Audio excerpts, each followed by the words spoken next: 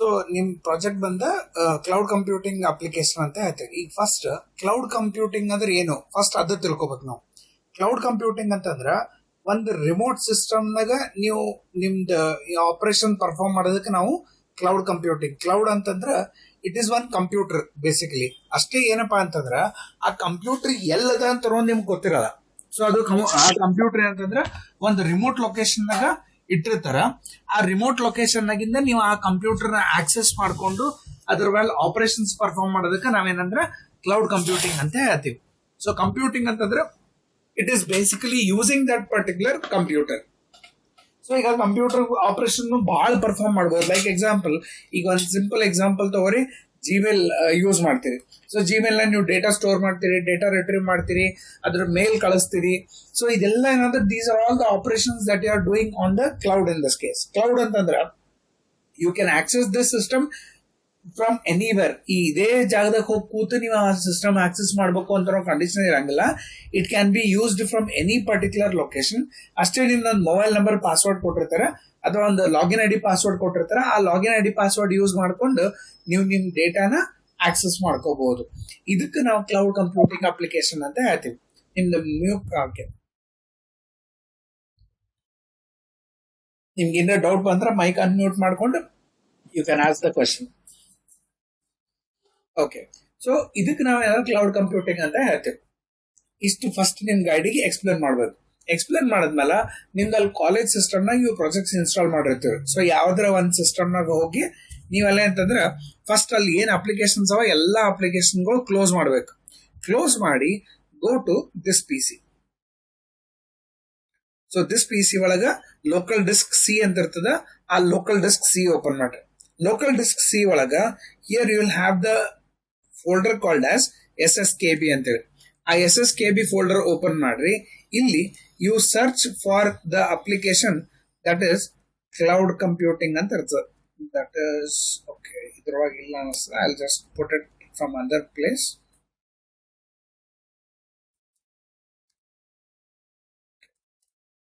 So ಇಲ್ಲಿ ನಿಮ್ದು SSKB ಅಂತ ಫೋಲ್ಡರ್ ನೀವು ಓಪನ್ ಮಾಡಿದ್ರಿ ಅಂತಂದ್ರೆ ಆ SSKB ಒಳಗ you will find one folder by the name cloud computing ಅಂತ ಫೋಲ್ಡರ್ ಇರ್ತದೆ. ಸೊ ಆ ಕ್ಲೌಡ್ ಕಂಪ್ಯೂಟಿಂಗ್ ಫೋಲ್ಡರ್ ಓಪನ್ ಮಾಡಿ. ಇಲ್ಲಿ ಓಪನ್ ಮಾಡಿ ಎರಡು ಫೈಲ್ಸ್ ಮೇನ್ ಅವ ಇಲ್ಲಿ.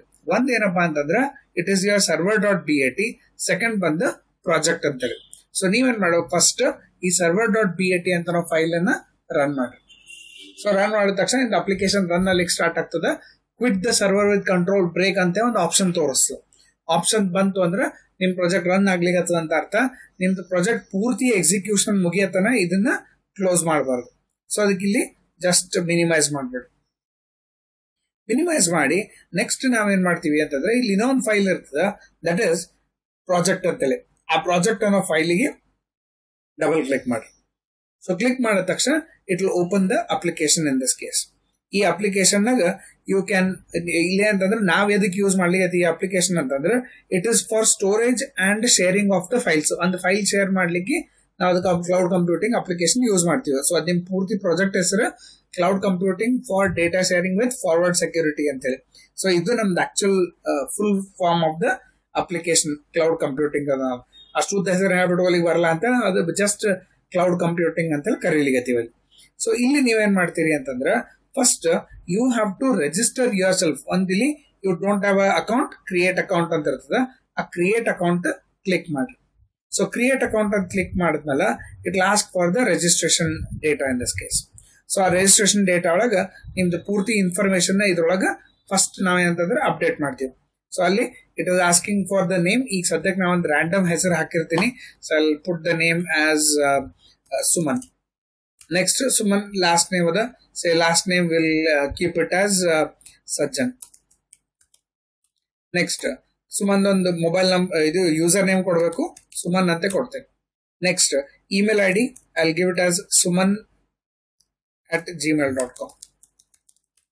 ನೆಕ್ಸ್ಟ್ ಪಾಸ್ವರ್ಡ್ ಕೊಡಬೇಕಾದಾಗ ನಿಮ್ದು ಯೂಸರ್ ನೇಮ್ ಮತ್ತು ಪಾಸ್ವರ್ಡ್ ಎರಡು ಸ್ವಲ್ಪ ಯೂನಿಕ್ ಇರಬೇಕು. ಸೊ ಅದಕ್ಕೆ ನಾನು ಏನು ಮಾಡ್ತೀನಿ, I will give it as SSKB college. Same SSKB college ಅಂತ ಕೊಟ್ಟು create account. So create account ಅಂತ ಕ್ಲಿಕ್ ಮಾಡಿದ ತಕ್ಷಣ ಅಕೌಂಟ್ ಕ್ರಿಯೇಟ್ ಆಯ್ತು. ಕ್ರಿಯೇಟ್ ಆಗಿ ಸೀದಾ ಲಾಗಿನ್ ಪೇಜಿಗೆ ಬರ್ತಾನೆ. ಇಲ್ಲಿ ಲಾಗಿನ್ ಪೇಜ್ನಾಗ ನೀವು ಅಲ್ಲಿ ರಿಜಿಸ್ಟರ್ ಮಾಡೋದಾಗ ಏನ್ ಹೆಸರು ಕೊಟ್ಟಿದ್ರಿ ಅದೇ ಹೆಸರು ಇಲ್ಲಿ ಎಂಟರ್ ಮಾಡ್ತೀರಿ, ದಟ್ ಇಸ್ ಸುಮನ್. ಪಾಸ್ವರ್ಡ್ ಬಂದು SSKB college and click on login. So click ಮಾಡಿದ ತಕ್ಷಣ it will open the application. ಈ ಅಪ್ಲಿಕೇಶನ್ ನಾಗ ನೀವು ಇನ್ನೊಬ್ರಿಗೆ ಫೈಲ್ ಶೇರ್ ಮಾಡಬೇಕು ಅಂತಂದ್ರೆ ಈ ಅಪ್ಲಿಕೇಶನ್ ಯೂಸ್ ಮಾಡಬಹುದು. ಹೆಂಗ ಸಿಂಪಲ್, ಇಲ್ಲಿ ಒಂದು ಅಪ್ಲೋಡ್ ಅಂತ ಒಂದು ಆಪ್ಷನ್ ಇರ್ತದ. ಆ ಅಪ್ಲೋಡ್ ಅಂತ ಆಪ್ಷನ್ ಕ್ಲಿಕ್ ಮಾಡ್ರಿ. ಕ್ಲಿಕ್ ಮಾಡಿ whatever the file name you want to store, you can store that particular file. So take an example, ನೀವೇನ್ ಮಾಡ್ತೀರಿ, ಒಂದು ಏಸ್ ಡಾಕ್ಯುಮೆಂಟ್ ಅಂತ ಒಂದು ಫೈಲ್ ಅದ. ಸೊ ಆ ಡಾಕ್ಯುಮೆಂಟ್ ಕ್ಲಿಕ್ ಮಾಡ್ತೀರಿ.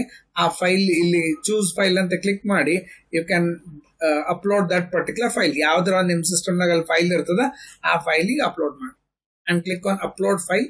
ಅಪ್ಲೋಡ್ ಆದ ತಕ್ಷಣ ನಿಮ್ದು ಫೈಲ್ ಸರ್ವರ್ನಾಗ ಅಪ್ಲೋಡ್ ಆಯ್ತು. ಅಪ್ಲೋಡ್ ಆದ ತಕ್ಷಣ ನೀವು ಗೋ ಟು ಡ್ಯಾಶ್ ಬೋರ್ಡ್ ಹೋಗ್ರಿ. ಡ್ಯಾಶ್ ಬೋರ್ಡ್ ನ ಫಸ್ಟ್ ಖಾಲಿ ತೋರಿಸುತ್ತೆ. ನಾವು you can see the document is available here. ಇದ್ರ next you have option to profile ಅಂತೇಳಿ.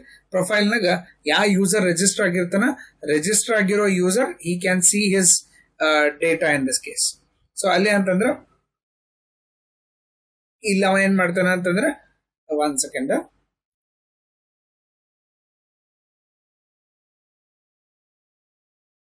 ಸೊ ಇಲ್ಲಿ ಏನ್ ಮಾಡ್ತಾನೆ ಅಂತಂದ್ರೆ ಒಂದು ಯಾರು ರಿಜಿಸ್ಟರ್ಡ್ ಯೂಸರ್ ಇರ್ತಾರ ಒಂದು ಇನ್ಫಾರ್ಮೇಶನ್ ಇಲ್ಲಿ ನೋಡ್ಕೋಬಹುದು.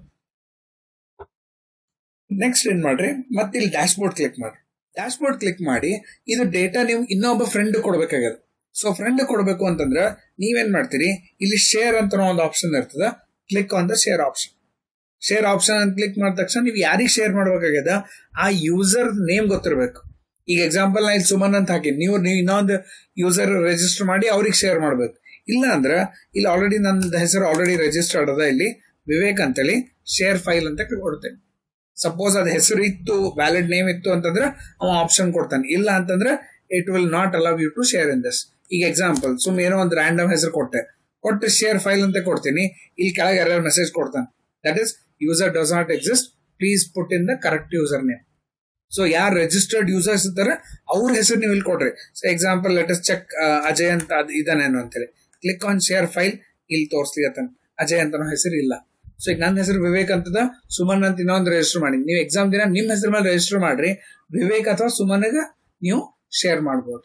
ಸೊ ಶೇರ್ ಮಾಡಿದ ಡಾಕ್ಯುಮೆಂಟ್ ಇಲ್ಲಿ ಹೋಮ್ ನೋಡ್ರಿ, ಇಲ್ಲಿ ಯಾರಾದ್ರೂ ಇವನಿಗೆ ಇದು ಫೈಲ್ ನಾ ಅಪ್ಲೋಡ್ ಮಾಡಿದ್ದದ. ಈಗ ನೆಕ್ಸ್ಟ್ ನಾ ಇದೇ ರೀತಿಯಾಗಿ ಅಂತಂದ್ರೆ ಇದು ನಾ ಶೇರ್ ಮಾಡಿದ್ದು ವಿವೇಕಕ್ಕೆ ಶೇರ್ ಮಾಡೀನಿ, ಅವನಿಗೆ ಹೆಂಗ್ ಕಾಣಿಸ್ತದೆ ವಿಲ್ ಸಿ ದಟ್. ಸೊ ಇಲ್ಲಿ ಲಾಗ್ಔಟ್ ಮಾಡಿ. So next will login as Vivek in this case. So user name Vivek, password ಬಂದು ಪ್ರಾಬ್ಲಿ SANTOSH ಸಂತೋಷ್ ಅಂತ ಕೊಟ್ಟಿರ್ತೀನಿ. ಸೊ ಕ್ಲಿಕ್ ಇಲ್ಲ, let us see Vivek and Vivek. Vivek 1 2 3. Okay, password ಎಲ್ಲ ತಪ್ಪದ.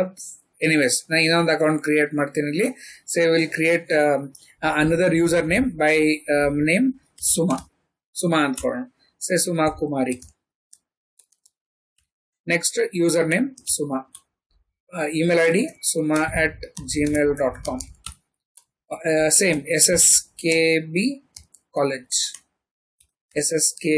ಕಾಲೇಜ್. ಇದನ್ನ password ನ್ಯಾಯ ಪಡ್ಕೋಬೇಕು, ಅದ್ರ ಸಲಾಗ I am using the same password. So account create ಆಯ್ತು. ಈಗ ಸುಮನ್ಗೆ ಲಾಗಿನ್ ಮಾಡೋಣ. ಸುಮನ್ಗೆ ಲಾಗಿನ್ ಮಾಡಿ ಸುಮಾಗ್ ಡಾಕ್ಯುಮೆಂಟ್ ಶೇರ್ ಮಾಡೋಣ. So click on login. Okay, Suma login ಆದ್ಲ. ಓಕೆ, ಪರವಾಗಿಲ್ಲ. ಸೊ ಸುಮಾ ಲಾಗಿನ್ ಆಗಿ she will also upload one document. ಒಂದ್ ಯಾವ್ದಾದ್ರು ಡಾಕ್ಯುಮೆಂಟ್ ಸೆಲೆಕ್ಟ್ ಮಾಡೋಣ. ಆಮೇಲೆ I will give the name of that document. Okay, full stack ಅಂತದ. ಸೊ ಇಲ್ಲಿ I will give full stack and then click on upload. ಇದು file upload ಆಯ್ತು. Upload ಆದ ತಕ್ಷಣ that you can see full stack ಅಂತದ. Share ಮಾಡ್ಬೇಕಾಗ್ಯದ, share ಅನ್ನು click ಮಾಡ್ತಲ್ಲ, ಕ್ಲಿಕ್ ಮಾಡಿ ಸುಮನ್ಗೆ ಶೇರ್ ಮಾಡ್ಬೇಕು. ಸೊ ಸುಮನ್ ಹೆಸರು ಕೊಟ್ಟು ಶೇರ್ ಫೈಲ್. ಸೊ ಅದು ಡಾಕ್ಯುಮೆಂಟ್ ಶೇರ್ ಆಯ್ತು. ನೆಕ್ಸ್ಟ್ ಈಗ ಲಾಗ್ಔಟ್ ಮಾಡ್ತೀನಿ. ನಾವು I will login as Suman ಅಂತ ಕೊಟ್ಟು ಯೂಸರ್ ನೇಮ್ ಪಾಸ್ವರ್ಡ್ ಕೊಟ್ಟು I will click on login. So login ಮಾಡಿದಾಗ ಸುಮನಿಗೆ ಡಾಕ್ಯುಮೆಂಟ್ ಶೇರ್ ಮಾಡಲ್ಲ, ಆ ಇನ್ಫಾರ್ಮೇಶನ್ ಇಲ್ಲಿರ್ತದೆ. So she can download that particular file. ಇದೆಲ್ಲ ಏನ್ ಆಕ್ಟಿವಿಟೀಸ್ ಆಗ್ಲಿಕ್ಕತ್ತವ, ಆಲ್ ದೀಸ್ ಆಕ್ಟಿವಿಟೀಸ್ ಇದೆ ಅಂದ್ರೆ ನಾವು ಇಂಟರ್ನೆಟ್ನಾಗ ಇದನ್ನ ಅಪ್ಲಿಕೇಶನ್ ಹಾಕಿದ್ವಿ ಅಂತಂದ್ರ ಆ application can be used by multiple users in the internet. So ಇದು ನಿಮ್ ಕಾಲೇಜ್ನಾಗೆ ಆಕ್ಸೆಸ್ ಮಾಡಬೇಕು ಅಂತ ಕಂಡೀಷನ್ ಬರಂಗಿಲ್ಲ. ನೀವು ಸಪೋಸ್ ಬೆಂಗಳೂರಿಗೆ ಹೋಗಿರಿ, ಬೆಂಗಳೂರಿಗೆ ಹೋದಾಗೂ you can access this particular file just by entering the user name and password. ಎದಕ್ಕೆ ಅಂತಂದ್ರ ನೀವು ಏನೇನ್ ಡೇಟಾ ಇಲ್ಲಿ ಶೇರ್ ಮಾಡಿರ್ತೀರಿ that is stored inside the server. ಇದು ನಿಮ್ದು ಅಪ್ಲಿಕೇಶನ್. ಈ ಅಪ್ಲಿಕೇಶನ್ ನಾಗ ನೀವು ಏನೇ ಡೇಟಾ ಶೇರ್ ಮಾಡಿರಿ ಮೀಡಿಯಾ ಅಂತ ಫೋಲ್ಡರ್ ಒಳಗ you will be having all different users. ಈಗ ಮೋಸ್ಟ್ ರೀಸೆಂಟ್ ಯೂಸರ್ 20 ಅಂದ್ರ ಸುಮಾ ಅಂತ ಫೋಲ್ಡರ್. ಸುಮಾ ಅಂದ್ಮೇಲೆ ಒಂದ್ ಫೈಲ್ ಶೇರ್ ಮಾಡಿದ್ಲು ಫುಲ್ ಸ್ಟ್ಯಾಕ್ ಅಂತದ. ಅದೇ ರೀತಿಯೊಳಗ ಸುಮನ್ ಅಕ್ಕಿಂದ ID ಒಂದ್ ಹಿಂದಿರ್ತದ 19. ಸೊ 19 ನಾಗ ಐ ಗೋ ಟು ಫೈಲ್ ಅಕ್ಕಿಂದ ಬಲ್ಲಿ ಒಂದು ಸುಮನ್ ಅಪ್ಲೋಡ್ ಮಾಡಿರೋ ಫೈಲ್ ಇತ್ತು, ಒಂದು ಶೇರ್ ಮಾಡಿದ ಫೈಲ್ ಇತ್ತು. ಸೊ ಇವು ಎಲ್ಲ ಡೇಟಾ ಏನಂತಂದ್ರ it is stored inside the cloud. So cloud ನ ಸ್ಟೋರ್ ಆಗಿರೋದ್ರಿಂದ one user can access the data of the another user in this. ಈ ರೀತಿಯೊಳಗ ಒಂದು ಇಂಟರ್ನೆಟ್ ಕಾನ್ಸೆಪ್ಟ್ ಅಥವಾ ಒಂದು ರಿಮೋಟ್ ಸಿಸ್ಟಮ್ ಯೂಸ್ ಮಾಡಿಕೊಂಡು ನೀವು ಡೇಟಾನ ಒಂದ್ ಸಿಸ್ಟಮ್ ಇಂದ ಒಂದ್ ಯೂಸರ್ ಇಂದ ಇನ್ನೊಂದು ಯೂಸರ್ ಶೇರ್ ಮಾಡೋದಕ್ಕೆ ಏನ್ ಅಪ್ಲಿಕೇಶನ್ ಯೂಸ್ ಮಾಡ್ತೀವಿ ಆ application we call it as cloud computing application ಅಂತ ಹೇಳ್ತೀವಿ. ಇಷ್ಟು ಪೂರ್ತಿ ನೀವು ಅವರಿಗೆ ಎಕ್ಸಿಕ್ಯೂಟ್ ಮಾಡಿ ತೋರಿಸ್ಬೇಕ್ರಿ. ಅರ್ಥ ಆಗಿದ್ರೆ ಎಕ್ಸಿಕ್ಯೂಷನ್ ಇದು? ಎಲ್ಲರ ಡೌಟ್ಸ್ ಅದ ನಿಮ್ಗ? ಇಲ್ಲ ರೀ. ಓಕೆ, ನಾ ಇದು ರೆಕಾರ್ಡ್ ಮಾಡಿರ್ತೀನಿ, ವಿಡಿಯೋ ಶೇರ್ ಮಾಡ್ತೀನಿ ಗ್ರೂಪ್ನಾಗ. ಅದು ವಿಡಿಯೋ ಎಕ್ಸಿಕ್ಯೂಷನ್ ನೋಡ್ಕೋರಿ. ನಾ ನಿಮ್ ಕಾಲೇಜಿಗೆ ಬಂದ್ರೆ ಬರ್ಲಿಕ್ಕೆ ಹೇಳ್ತೀನಿ, ಬಂದಾಗ ಅಲ್ಲಿ ನೀವು ಇದು ಎಕ್ಸಿಕ್ಯೂಟ್ ಮಾಡ್ಕೊಂಡು ಪ್ರಾಕ್ಟೀಸ್ ಮಾಡ್ಬೋದ್ರಿ. ಹಾ ರೀ. ಓಕೆ.